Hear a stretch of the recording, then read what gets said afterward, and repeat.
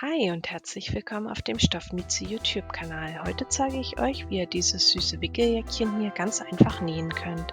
Das Schnittmuster ist ein Gratis-Schnittmuster, welches ich im Berliner Blogbeitrag gefunden habe. Den Link dazu habe ich euch unten in der Videobeschreibung verlinkt. Das Schnittmuster gibt es in den Größen 50 bis 104. Ja, ich habe das Schnittmuster hier leicht abgeändert, und zwar habe ich auf der Innenseite noch so Laschen angebracht, dass man die Druckknöpfe halt genau innen befestigen kann. Ja, falls euch mein Video gefallen sollte, dann freue ich mich riesig über einen Daumen nach oben oder einen netten Kommentar. Falls ihr mehr von mir sehen wollt, könnt ihr gerne kostenlos meinen Kanal abonnieren, dann das kleine Glöckchen aktivieren, um kein Video mehr zu verpassen. Weitere Videos und Nähanleitungen zum Anschauen und auch Nachmachen findet ihr unten in der Videobeschreibung. Jetzt wünsche ich euch aber erstmal viel Spaß bei diesem Video. Ja, für das Projekt benötigt ihr das Schnittmuster. Ich habe mir das Ganze hier in der Größe 80 zugeschnitten. Bitte beachtet, dass das Schnittmuster keine Nahtzugabe und auch keine Saumzugabe enthält. Das müsstet ihr extra noch hinzufügen. Genau, dann braucht ihr noch einen Stoff. Ich habe hier einen schönen Waffel-Jersey gewählt. Ihr könnt aber auch gern French Terry oder halt irgendeinen anderen Jersey dafür nehmen. Dann benötigt ihr noch Bündchenware und Flieseline zum Verstärken der Druckknöpfe. Dann halt noch Druckknöpfe. Ich verwende hier Color Snaps und zu guter Letzt dann noch Tüdel zum Aufhübschen.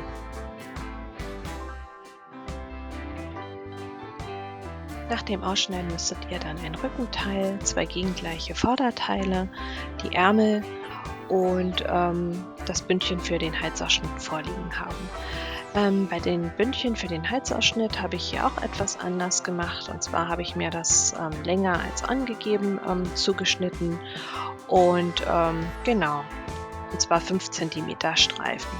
Da ich hier nicht so viel am Stück hatte, habe ich 2 Streifen zugeschnitten, die ich erstmal rechts auf rechts zusammenlege und mit einem Gradstich dann zusammennähe. Des Weiteren habe ich mir hier noch 2 Laschen für die Druckknöpfe innen zugeschnitten. Das ist wie gesagt auch nicht im Schnittmuster enthalten.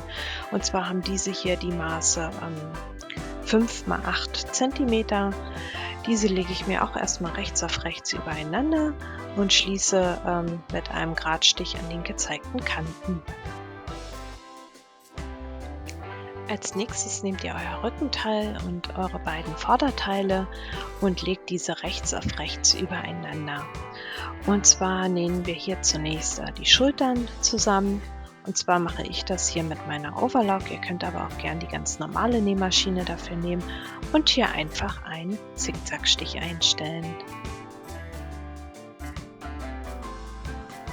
So, wenn ihr das dann habt, werden als nächstes die Ärmel angenäht.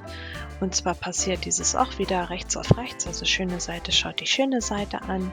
Ihr solltet euch markiert haben, wo die Mitte des Ärmels ist. Das legt ihr auf die Schulternaht, und dann solltet ihr euch markiert haben, also es gibt eine Vorderseite des Ärmels und eine Rückenseite. Wo die Vorderseite ist, diese kommt auf die Vorderseite des Oberteils und die Rückseite quasi auf die Rückseite.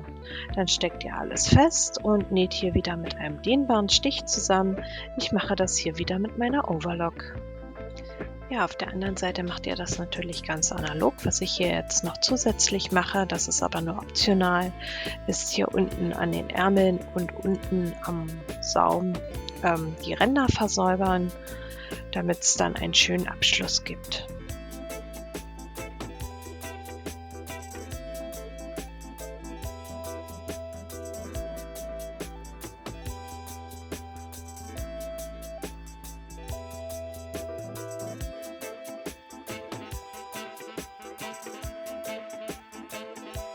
Wenn ihr das dann habt, dann legt ihr Vorderteil und Rückteil rechts auf rechts übereinander. Und zwar fixiere ich hier erst unter den Achseln. Das klappt am besten, wenn die eine Overlock-Naht in die eine und die andere Overlock-Naht in die andere Richtung schaut. Genau. Und steckt erstmal alles fest. Das gleiche macht ihr dann erstmal auch auf der anderen Seite. Ja, als nächstes nehme ich mir meine Laschen. Hier habe ich die Nahtzugabe auch etwas zurückgeschnitten.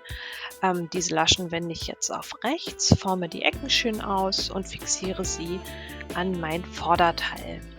Und zwar mit der offenen Seite nach außen. Genau, eine wird oben fixiert, wenn ihr das genauso macht, und eine unten. Unten müsst ihr ein bisschen aufpassen, weil ihr habt ja noch eine Saumzugabe. Nicht, dass das dann zu tief fixiert wird. Genau.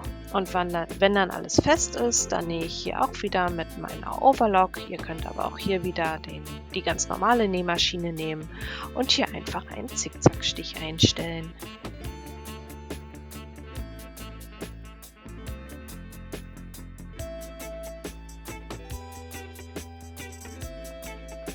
So sieht das Ganze dann zusammengenäht aus. Wie gesagt, hier innen sind dann die 2 Laschen, wo dann später die Druckknöpfe befestigt werden können. So, nun machen wir uns an das Halsbündchen. Zuerst markiere ich mir hier hinten die hintere Mitte. Dazu lege ich die beiden Schulternähte aufeinander und setze mir hier einen Knips. Anschließend lege ich mein Bündchen zusammen. Und zwar stecke ich hier zuerst die Naht des Bündchens auf die hintere Mitte und direkt am Halsausschnitt stecke ich das gedehnt fest. Also dehne das Bündchen dabei ein wenig.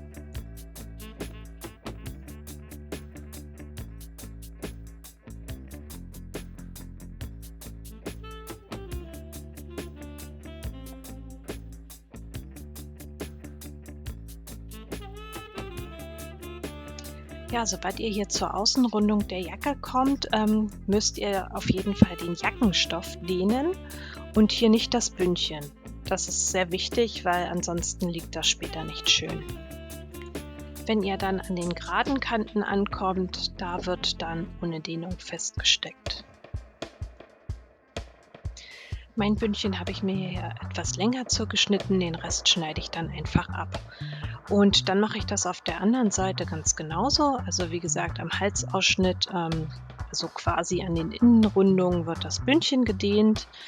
An den Außenrundungen der Jacke dehnt ihr den Jackenstoff und an den geraden Kanten wird einfach ganz normal ohne Dehnung festgesteckt.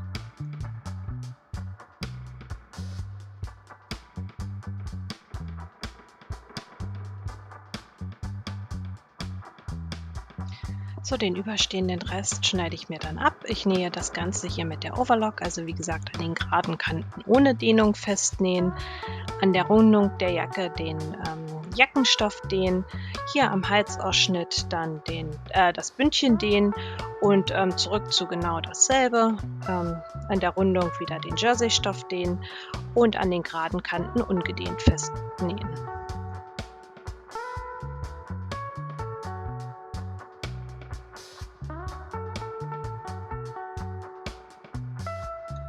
So, ich habe jetzt hier auch nochmal alles glatt gebügelt. Was ich jetzt mache, ist das Bündchen nochmal absteppen.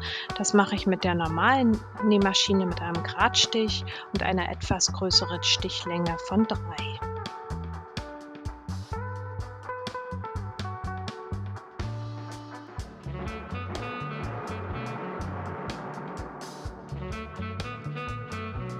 So, das Bündchen ist nun ringsherum abgesteppt. Was ich jetzt hier bereits gemacht habe, ist die Saumzugabe an den Armen und unten am Saum habe ich schon eingeschlagen. Das sind bei mir 2 cm und gebügelt. Und das Ganze nähe ich jetzt mit der Zwillingsnadel.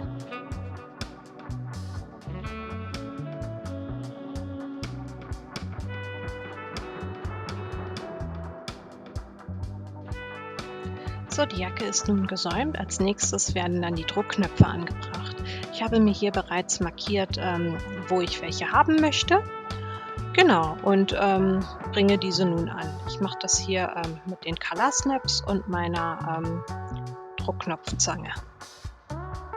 So, wenn ihr eure Druckknöpfe außen angebracht habt, könnt ihr euch mit dem Stift markieren, wo diese Position innen liegen muss. Das habe ich hier auf der Vorder- und auf der Innenseite des Jäckchens gemacht. Auf der Innenseite verstärke ich noch mit Flieseline H180. Das würde ich auf jeden Fall empfehlen, da sonst einfach die Druckknöpfe ausreißen können. Genau. Wenn ihr die Flieseline dann aufgebügelt habt, dann könnt ihr auch hier die innenliegenden Druckknöpfe befestigen.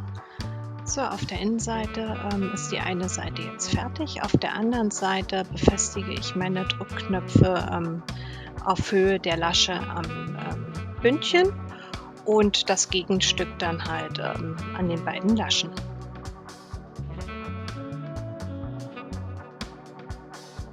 So, die Druckknöpfe sind nun angebracht. Jetzt möchte ich mein Wickeljäckchen noch etwas aufhübschen. Und zwar nähe ich mir hier noch ein Label an. Dieses befestige ich zunächst mit etwas Stoffkleber, damit es beim Nähen dann nicht verrutscht, und nähe das Ganze hier mit einem Gradstich fest.